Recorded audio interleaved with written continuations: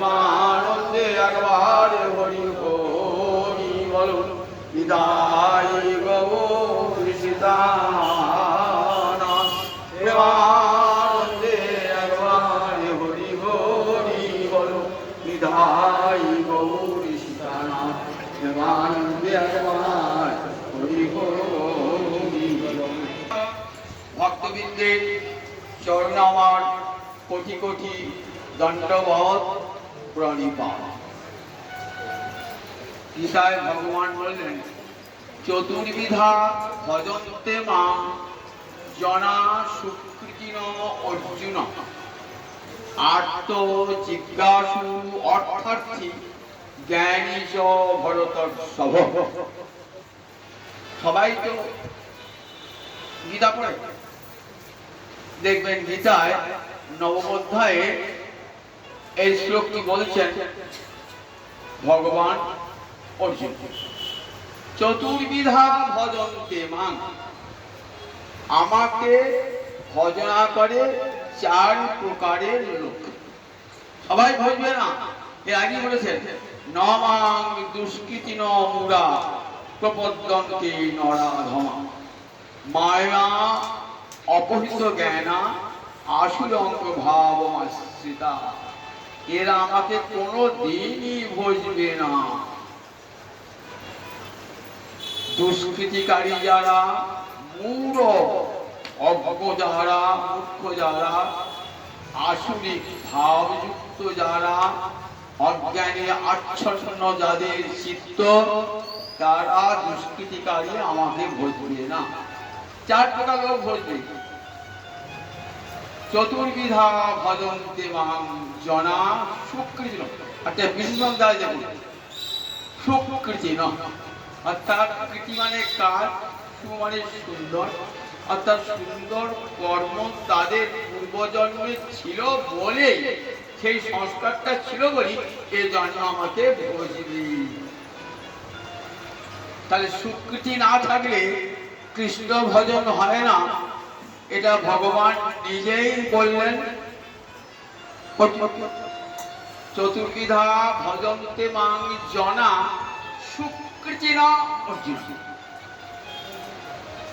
সুকৃতি থাকা যায় কৃষ্ণ ভজনে, সুকৃতি না থাকলে কৃষ্ণ ভজন হয় না। পূর্ব পূর্ব জন্মের সংস্কার আমাদের স্বভাব সৃষ্টি করে, আর সেই স্বভাবে যদি কৃষ্ণ ভক্তি থাকে তাহলে দেখবেন যে কুলে সে জন্মাক কেন, কুলে জন্মটা তার নিজের হাতে নয়, দৈবায়ত্তম কুলে জন্ম। আমি যে কোন কুলে জন্মাবো এটা তো আমার হাতে নয়, কিন্তু অন্তরে যদি আমার কৃষ্ণ ভক্তি থাকে, কৃষ্ণ ভক্তির সংস্কার যদি গড়ে ওঠে, আমি হাড়ি মুচি চণ্ডাল যবন যেখানে জন্মাই না কেন, আমার অন্তরে কৃষ্ণ ভক্তি ফুটে উঠবে উঠবে। চতুর্বিধা ভজন্তে মাং জনা আর্ত জিজ্ঞাসু অর্থার্থী জ্ঞানী। আর্ত, জিজ্ঞাসু, অর্থার্থী আর জ্ঞানী, এই চার প্রকার।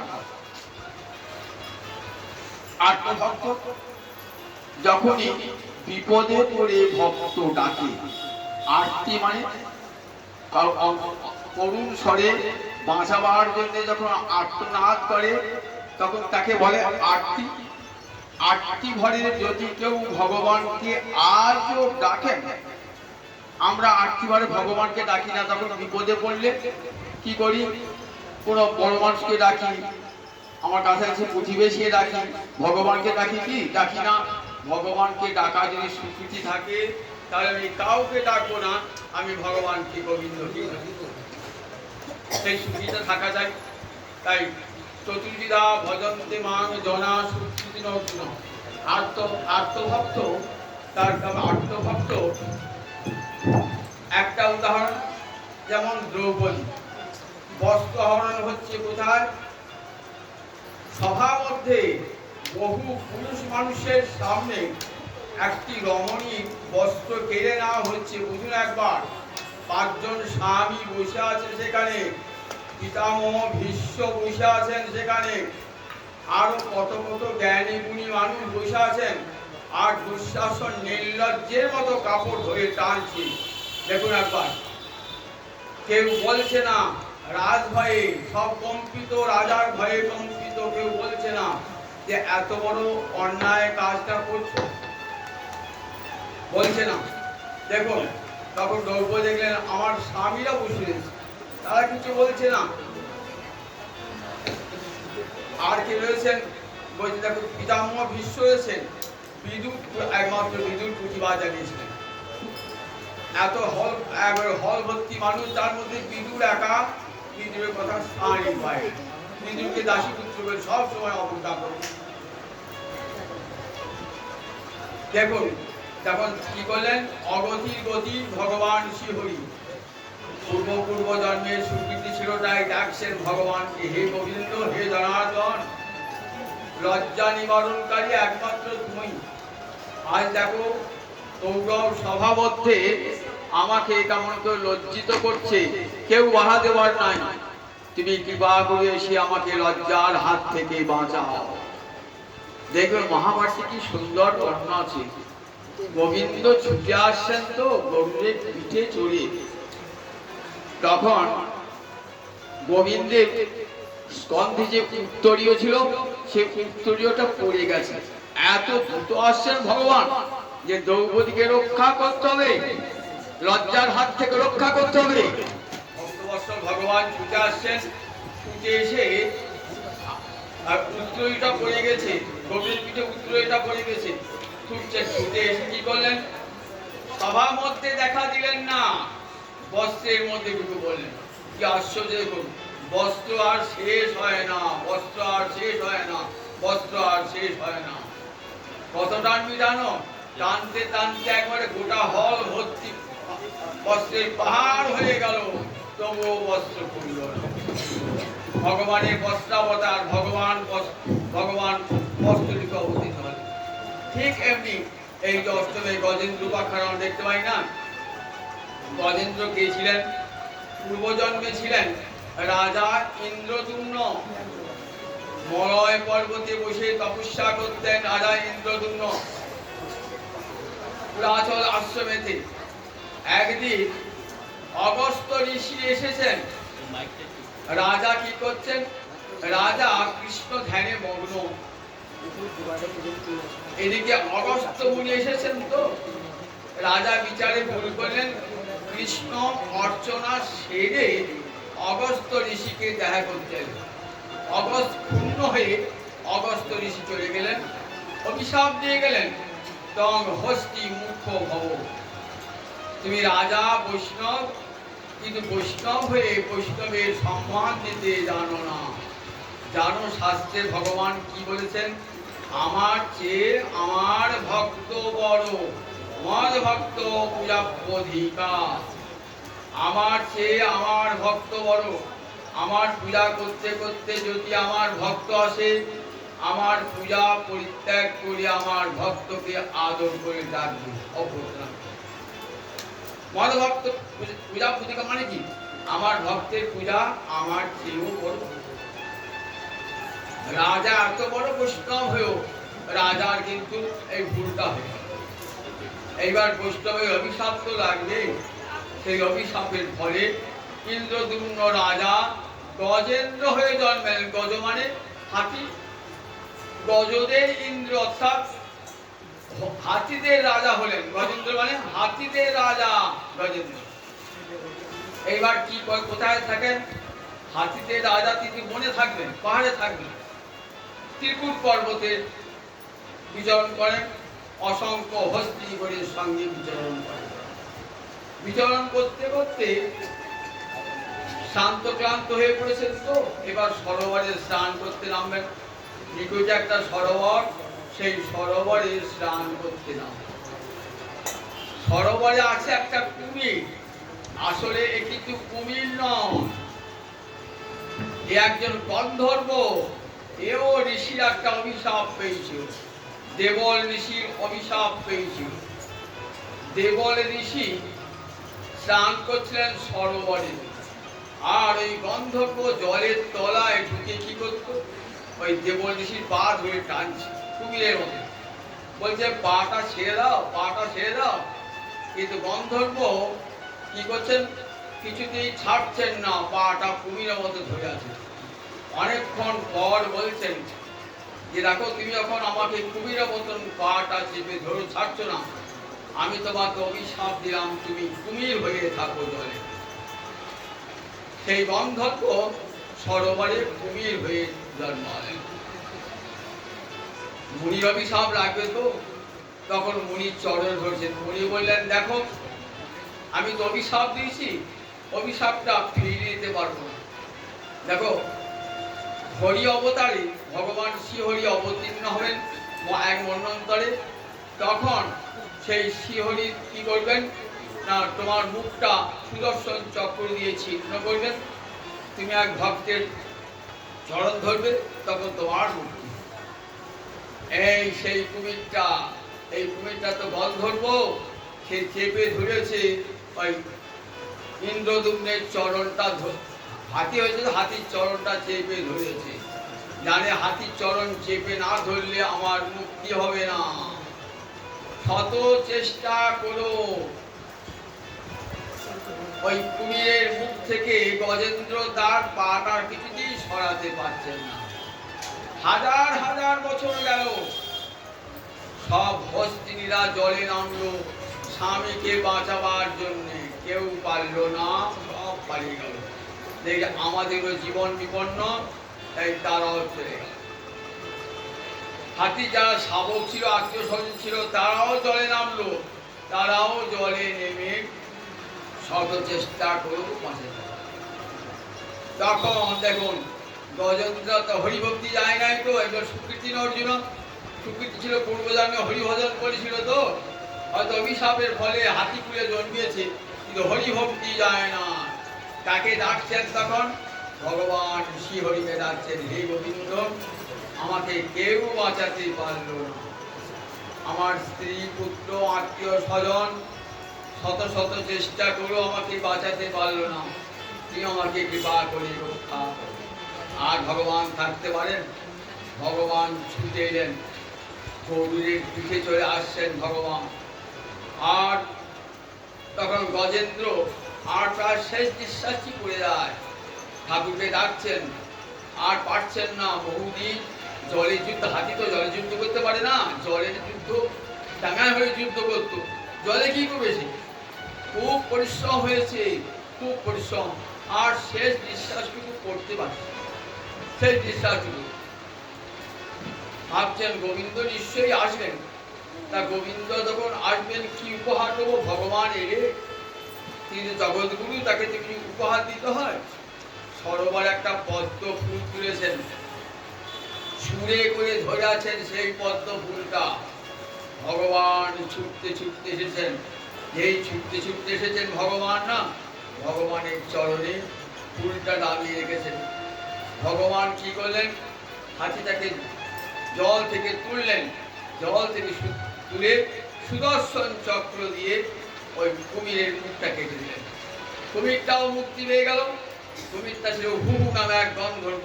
তখন সে নিজের জীবনী বলছে, যা তোমার জন্য আমার মুক্তি হলো। গোবিন্দ বললেন যাও, গোবিন্দকে স্তব স্তুতি করলেন, গোবিন্দ চলে গেলেন। তখন গন্ধর্ব চলে গেলেন, গন্ধর্বকে আর গজেন্দ্র রক্ষা পেয়ে গেলেন, ভগবানের কুমির হাত থেকে রক্ষা পেয়ে গেলেন। গজেন্দ্র মুখ্য লীলায় ভগবান দেখালেন যে আটটি ঘরে আমাকে যে উপাসনা করে, আমি তার ডাকে সারা দিই, যুগে যুগে যুগে যুগে। দ্রৌপদী যখন দুর্বাসা গিয়েছেন কোথায়, পাণ্ডবেরা তখন রয়েছে দ্বৈত বনে, দ্বৈত বনে তখন রয়েছেন, বনবাসে রয়েছেন। দুর্যোধন পাঠিয়ে দিয়েছেন দুর্বাসাকে, যাও দুর্বাসা, যুধিষ্ঠির তো পরম অতিথি বৎসল, তোমার মতো অতিথি পেলে পারে নিশ্চয়ই ভোজন করা। জানেন দুর্বাসা একা যায় না, অনেক শিষ্য তার সঙ্গে নিয়ে যায়।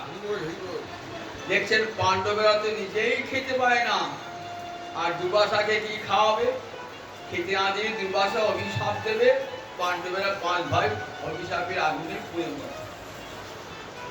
জ্বালা চুকে যাবে।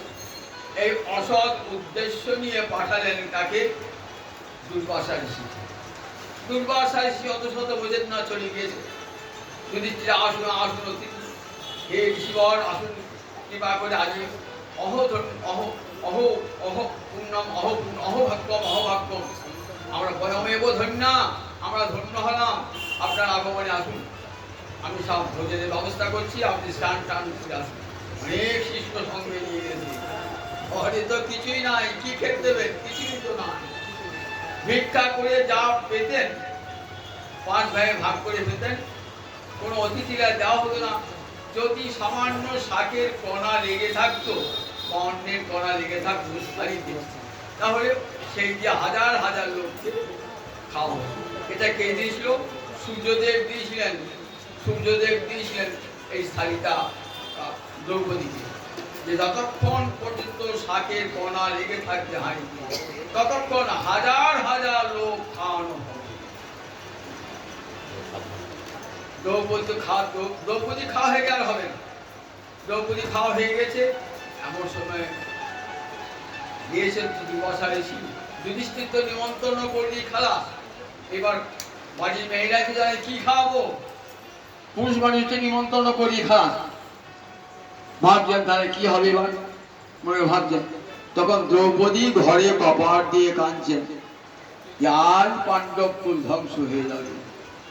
দুর্বাসার অভিশাপে গোটা পাণ্ডব কুল ধ্বংস হয়ে যাবে।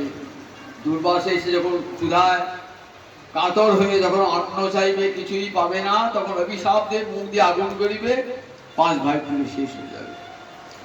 কাতর স্বরে ডাকছেন, কাতর স্বরে ডাকছেন দ্রৌপদী ঘরে কপাট দিয়ে। এমন সময় কৃষ্ণ ছুটতে ছুটতে এসেছেন।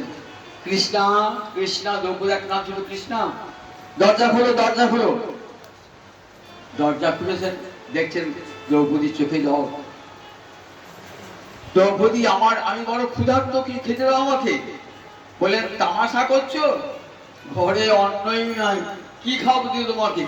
দুর্বাসা ঋষি এসেছে হাজার হাজার শিষ্য নিয়ে, খাওয়াবো কি? বলে, দাদা কথা বলবো অবসর নাই, খুব ক্ষুধা পেয়েছে, কিছু আবার খেতে দাও। মজা করছো? বলে, না না, মজা করে, সত্যি আমার ক্ষুধা পেয়েছে। দেখো না তোমার হাড়িতে কিছু লেগে আছে কিনা। বলে, কিছুই তো নাই, সব চাট ফুট করে বেরিয়ে দিচ্ছে, আর কিছুই নাই তো। তখন গিয়ে দেখছেন সামান্য একটু শাকের কণা লেগে আছে। দাও দাও দাও, এই শাকের কণাটি খেয়ে দিয়েছেন। কৃষ্ণ একটু জল খেয়ে বলছেন, অহো পরিতৃপ্তস্মি, আমি পরিতৃপ্ত হলাম। যেই কৃষ্ণ তুষ্ট হলো, তস্মিন তুষ্টে জগৎ তুষ্ট, আমি পিলিতে পিলিতম, তথা থেকে পুরীতে মন্ত্র বলা, গোবিন্দ তুষ্ট হলে জগৎ তুষ্ট হয়ে যায়, তিনি প্রীত হলে জগৎ প্রীত হয়ে যায়। গোবিন্দ তুষ্ট হয়ে গেছেন তো। এইবার দুর্বাসা দেখছে সব শিষ্যরা পেট ফুলে ঢাক হয়েছে, এত খাবার খেয়েছে। ভাবছেন কিছুই খেলাম না, কিন্তু ক্ষুধার তো এতটুকু উদ্রেক না।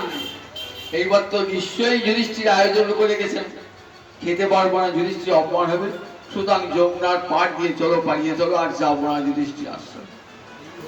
দেখুন কেমন করে আর্তজনের ডাকে ভগবান যুগে যুগে সাড়া দেন, যুগে যুগে সাড়া দেন। এরপরে অষ্টম দেখি ভগবানের পূর্বরূপে ভগবান অবতীর্ণ হয়েছিলেন। কখন ভগবান পূর্বরূপে অবতীর্ণ হলেন? দেখুন, দেবরাজ ইন্দ্র গুরুর অভিশাপ প্রাপ্ত হয়েছিল, গুরুকে অবমাননা করেছিলেন। গুরু অবমাননার যে কি ভয়ঙ্কর ফল দেখালেন শ্রীমদ্ ভাগবত। দেবগুরু বৃহস্পতি এসেছেন, দেবরাজ ইন্দ্র উচ্চ আসনে বসে আছেন, ক্ষুণ্ণ হয়ে চলে গেলেন গুরুদেব, লক্ষ্মী ভ্রষ্ট হয়ে গেলেন। রাজা থেকে লক্ষ্মী ভ্রষ্ট, লক্ষ্মী চলে গেলেন সমুদ্রে, সমুদ্র কন্যা চলে গেলেন। এখন কি হবে? তাহলে সমুদ্র মন্থন করে ভগবানকে ডাকছেন, ভগবান সমুদ্র মন্থন করে লক্ষ্মীকে সমুদ্র থেকে, সমুদ্র কন্যা তো সমুদ্র থেকে লক্ষ্মীকে তুলতে হবে। তখন কি করবেন? তখন কি করে ক্ষীর সমুদ্র মন্থন করতে হবে। ক্ষীর সমুদ্র মন্থন হবে কেমন করে? বিশাল সমুদ্র, সেখান থেকে পাতালে রয়েছেন সমুদ্র কন্যা লক্ষ্মী, উঠে আসবেন কি করে? অমৃত নিয়ে উঠে আসবেন কেমন করে? সমুদ্র মন্থন কে করবে? তখন দেবতা আর অসুরেরা বললেন ঠিক আছে, আমরা সমুদ্র মন্থন করবো। গোবিন্দ বললেন পারবে তো? বলে হ্যাঁ পারবো। তাহলে মন্থন, যে কোন মন্থন দণ্ড চাই একটা, তবে তো মন্থন হবে। মন্থন জলটাকে হাঁটা, তা মন্থন হবে কি করে? তখন দেখো মন্দর পর্বতকে নিয়ে এসো, বিশাল মন্দর পর্বত, সেটা মন্থন দণ্ড। বাবরে, এত বড় ভারী মন্থন দণ্ডটা রাখবো কার উপরে? বলে ভগবান বলে চিন্তা নাই, আমার পিঠের উপরে রাখবে। ভগবান তখন একটা কূর্ম মূর্তি ধারণ করলেন। ক্ষিতিরতি বিপুলতরে তিষ্ঠতি তব পৃষ্ঠে, ধরণী ধারণ কিন চক্র বরিষ্ঠে, কেশব ধৃত কূর্ম শরীর, জয় জগদীশ হরে, জয় জগদীশ হরে, জয় জগদীশ হরে। ভগবান কূর্ম মূর্তি ধারণ করলেন। কূর্ম মূর্তি ধারণ করে তার পিঠের উপরে ওই মন্থন দণ্ড রেখে একদিকে দেবতারা আর একদিকে অসুরেরা সমুদ্র মন্থন করতে লাগলো। কারণ সমুদ্র মন্থনে লক্ষ্মী কলসি ভরে অমৃত নিয়ে আসবেন, তো দেবতা অসুর উভয়েরই লোভ আছে ওই অমৃত। মন্থন দ্বন্দ্বের দুদিকে রজ্জু বাঁধা থাকবে, তাকে রজ্জুটা কি হবে? বাসুকীনাগ চলে এলেন। ভগবানের আর এক মূর্তি অনন্তরাম বাসুকীনাগ। বাসুকীনাগ এইবার বাসুকীনাগকে রজ্জু করে একদিকে দেবতারা আর একদিকে অসুররা। বলে মুখে পিঠটা কারা ধরবে? অসুরেরা বুদ্ধিহীন, তো গায়ে বল আছে কিন্তু বুদ্ধি নাই। বলে আমরা ল্যাজ ধরবো, তোমার দেবতা তোমার ল্যাজ ধরতো, তোমার ছোট তোমার ল্যাজ ধরতো, আমরা মুখটাই ধরবো। আর দেবতারা চালা তোমার মুখটা ধরবো, মুখ দিয়ে তো বিষ উঠবে, বিষ উঠবে তোরা মরবো।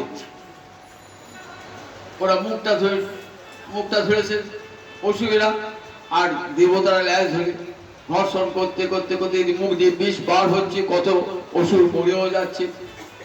করতে করতে লক্ষ্মী উঠলেন, পাতাল ফুঁড়ে উঠলেন।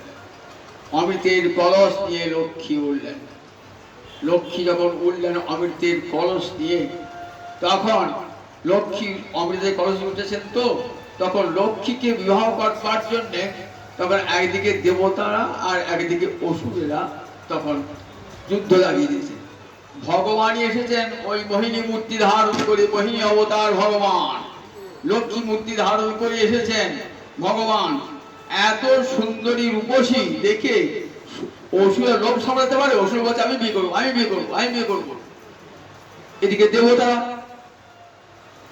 অমৃতের কলসটা আছে, ভাবছেন অমৃত খাবো, কিন্তু অমৃত দিয়ে অসুরের অমৃত খায় আরো বলশালী হবে, দেবতারা হীনবল হয়ে যাবে। তখন ভগবান ওই মোহিনী মূর্তি ধারণ করেছিলেন। মোহিনী মূর্তি ধারণ করে এমন মোহিনী মূর্তি ধারণ করলেন যে তখন অসুরেরা অমৃত নেবে কি ওই রূপসী মোহিনীকে বিবাহ করবার জন্য সবাই ছুটলো, পরস্পর মারামারি করতে লেগে গেল। মারামারিতে মারিতে অসুরেরা শেষ হয়ে গেল। অসুরেরা শেষ হয়ে গেল। এইবার ঠিক সুযোগ বুঝে মোহিনী কি করলেন? ওই অমৃত দেবতাদের মধ্যে বিতরণ করলেন। ভগবান পূর্ণ অবতারে পৃথিবীকে পৃষ্ঠে ধারণ করেছেন ভগবান, এই পূর্বরূপে অবতীর্ণ হয়ে ভগবান। তাই ক্ষিতিরতি বিপুলতরে তিষ্ঠতি তব পৃষ্ঠে, ধরণী ধারণ কিন চক্র বরিষ্ঠে, কেশব ধৃত পূর্ব শরীর, জয় জগদীশ হরে। তাই ভগবানের একটা রূপ হলো পূর্বরূপ। আবার লক্ষ্মী চলে গেলেন, স্বর্গে চলে গেলেন, দেবরাজ ইন্দ্র ক্ষমা পেলেন, গুরুদেবের কাছে ক্ষমা পেলেন, আবার স্বর্গে লক্ষ্মী প্রতিষ্ঠিত হল। এটি দেখতে পাই বিভিন্ন পুরাণে, ভাগবতেও দেখতে পাই। তা দেখুন ভগবান গীতায় যে বললেন, দেখো আত্মজিজ্ঞাসু অর্থার্থী জ্ঞানী চ ভরতর্ষভ। আত্মজিজ্ঞাসু অর্থার্থী এবং জ্ঞানী চার প্রকার লোক আমাকে ভজনা করে। আত্মীতে ভজনা করলে ভগবানকে পাওয়া যায়। আবার দেখুন, গুরু চরণে যদি অপরাধ হয়ে যায় তাহলে সে লক্ষ্মী ভ্রষ্ট হয়ে যায়। এটাও শ্রীমদ ভাগবত দেখালেন। দেখো, কখনো গুরুকে অবজ্ঞা করো না, গুরুকে মনুষ্য বুদ্ধি করো না। গুরুতে মনুষ্য বুদ্ধি হলো গুরুর প্রতি অবজ্ঞা। গুরুর প্রতি অবজ্ঞার ফলে সাধকের পতন হয়ে যায়। ভজন পথে সে আর কোনোদিনই অগ্রসর হতে পারেন না। যে গুরুকে ত্যাগ করে শ্রীহরি তাকে আগেই ত্যাগ করে। শ্রীমদ ভাগবতে এগুলি সব শিক্ষা নবম স্কন্ধে গিয়ে দেখব। নবম স্কন্ধে যে মহারাজ অম্বরীশ এত রাজ্যে, বিশাল রাজ্যের অধিপতি হয়েও মনটি ভগবান শ্রীহরিতে তার। সবই মন কৃষ্ণ পদারবিন্দয় বজাংশী বৈকুণ্ঠ গুণবর্ণনে। মনটা রাজা হয়ে, দেখুন আমরা বলি ভগবানের মন্দবকে বাড়িতে সংসারে ছেলে আছে, বউ আছে, বাড়ি আর কটা পাঁচটা লোক নিয়ে সংসারে, আর ভগবানকে মন দিতে পারি না। আর রাজা, অখণ্ড ভারতবর্ষের রাজা তখন মহারাজ অম্বরীশ। নিজের সংসার তো আছে, সেই সঙ্গে বিশাল বিশাল রাজ্য, রাজ্যে সব প্রজাদের অভাব অভিযোগ সব শুনতে হয়। রাজা কি জ্বালা বলুন দিকে, একবার মাথায় মুকুট পরলে হয় না, সেই মুকুট পরে তার কঠিন দায়িত্ব পালন করতে হয়। তাহলে সব দায়িত্ব পালন করেছেন, কিন্তু মনটা কোথায়? সুখদেব বলছেন, দেখো মহারাজ, তুমি তো রাজা হয়েছিলে, বলবে দেখো ভগবানকে ভুলেছিলাম কেন জানো? এত বড় রাজৈশ্বর্য চালাতে গেলে ভগবানকে কি মনে রাখা যায়? দেখো তোমার চেয়ে বড় রাজা ছিলেন এই অম্বরীশ, কি করে মনটা ভগবানকে দিয়েছিলেন? সবই মন কৃষ্ণ পদারবিন্দয় বজাংশী বৈকুণ্ঠ গুণানুবর্ণনে। বললেন দেখো মনটাই গোবিন্দ চরণ কমলে। সব বাক্য ব্যয় করতেন কৃষ্ণ গুণ বর্ণনে। হাত দিয়ে হরি মন্দির মার্জনা করতেন। জগৎকে শিক্ষা দিচ্ছে রাজা। আমার বাড়িতে চাকর বাকর রাখি, যে হরি মন্দির জল ঝাঁট দিয়ে আয়েগা, জল দিয়ে আয়েগা। রাজা বলতেন দেখো, আমি আমার চাকর ভৃত্য যেমন আমার বাড়ি পরিষ্কার করে, তেমনি আমি তো গোবিন্দের ভৃত্য, গোবিন্দের দাস। গোবিন্দের মন্দির পরিষ্কার করবে কে? আমি করব গোবিন্দের মন্দির পরিষ্কার।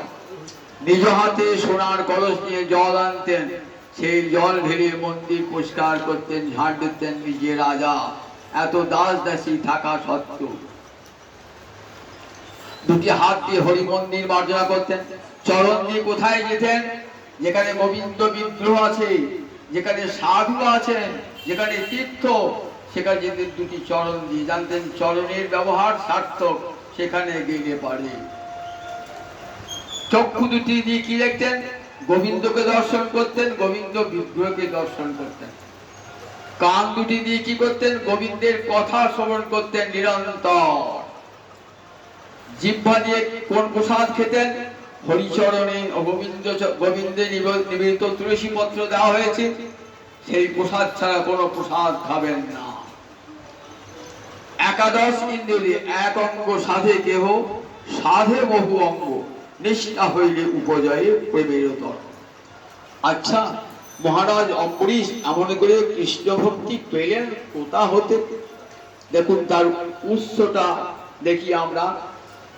পূর্বপুরুষের যদি হরিভক্তি থাকে না, সেই হরিভক্তি বংশ পরম্পরায় রক্তের মধ্য দিয়ে ধমনে ধমনেতে শিরায় শিরায় প্রবাহিত হয়ে যায়।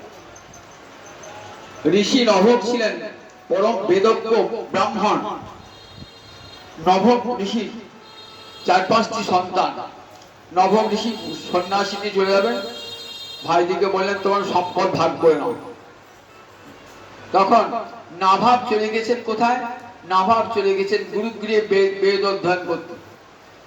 আসতে দেরি হচ্ছে, অনেক দেরি হচ্ছে। ভাইরা আঁকি করলেন, ফাঁকি দিয়ে সব সম্পত্তি বাবার কাছে লিখে নিলেন, নাভাব ফাঁকে পড়লেন।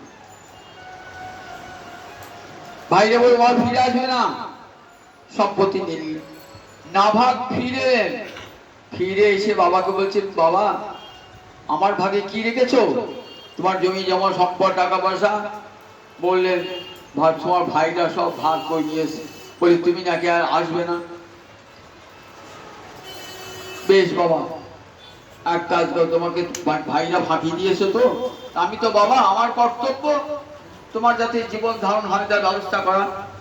সামনে একটা যজ্ঞ হচ্ছে, আঙ্গিরস যজ্ঞ, অঙ্গিরা করতে ঋষিরা সেই যজ্ঞটা করছে। সেই যজ্ঞে একটা বেদ মন্ত্র পাঠ করতে হবে। তার ঋষিরা বিহ্বল হয়েছেন, বেদ মন্ত্র ঠিক মতো উচ্চারণ করতে পারছেন না, ফলে যজ্ঞটা সার্থক হচ্ছে না। তুমি তো বেদজ্ঞ, তুমি গিয়ে বেদ মন্ত্রটা পড়ো, তাহলে ঋষিরা স্বর্গে যাবেন, যাবার সময় অনেক ধন সম্পদ তোমাকে দিয়ে যাবেন, কাজে তোমার সারা জীবন চলে যাবে। বাবার কথা শুনে নাভাগ বেদজ্ঞ ব্রাহ্মণ গেলেন যজ্ঞক্ষেত্রে।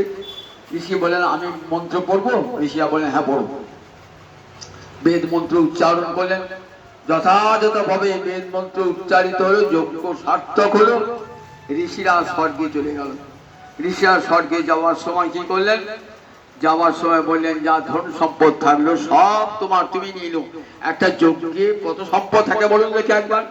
প্রচুর সম্পদ থাকে। দেখবেন মহাভারতে রামায়ণে যখন যজ্ঞ হচ্ছে না, অশ্বমেধ বাজপেয়ী যজ্ঞ হচ্ছে না, দেখবেন কত ঘর তৈরি হওয়ার লোককে থাকবার জন্য, কত অন্নের বস্তা বস্তা চাল আটা সব থাকে, মজুদ থাকে। তারপরে অনেক ধন সোনার উপমণিমুক্ত থাকে, সেগুলি সব পেয়ে গেলেন নাভাগ। এই নাভাগ যখন সেটি গ্রহণ করতে যাবেন, তখন দেখছেন পূর্ব দিক থেকে এক কৃষ্ণবর্ণের পুরুষ এসেছে। বলে কে তুই? যজ্ঞে ভাগ নিচ্ছ, কে তুমি? বলছেন আমি তো নভগের পুত্র নাভাগ। তুমি ধন নিচ্ছ কেন? বলছি ঋষি আমাকে, আমার ঋষি দত্ত ঋষি আমাকে দিয়ে গেলেন। ঋষিরা দিয়ে গেলেন, বললেন যজ্ঞের অবশিষ্ট নাও। জানো যজ্ঞের অবশিষ্ট ভাগ কার? তোমাদের তোমার যজ্ঞের অবশিষ্ট ভাগ তোমার নয়, যজ্ঞের অবশিষ্ট রুদ্র দেবে, যজ্ঞের অবশেষ যা থাকবে সব রুদ্র দেবে। তুমি ভাগ বসাতে আসছো, ফিরে চলে গেলেন। ফিরে বাবা ঋষিরা তো স্বর্গে গেলেন, প্রচুর ধন সম্পদ দিয়ে গেলেন, কিন্তু যে নিতে গেলেন না, উত্তর দিক থেকে আর কৃষ্ণ পুরুষ এসে বলছে ও সম্পদ তোমার নয় আমার। আমি তর্কা তো কি করলাম না বাবা, তোমার কাছে জানতে এলাম সত্যি কি আমার নয়?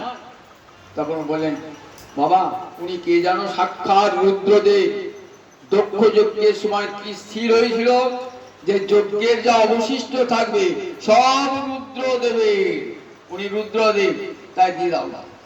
তখন বাবা বললেন সম্পদ আপনার, আপনি নিন।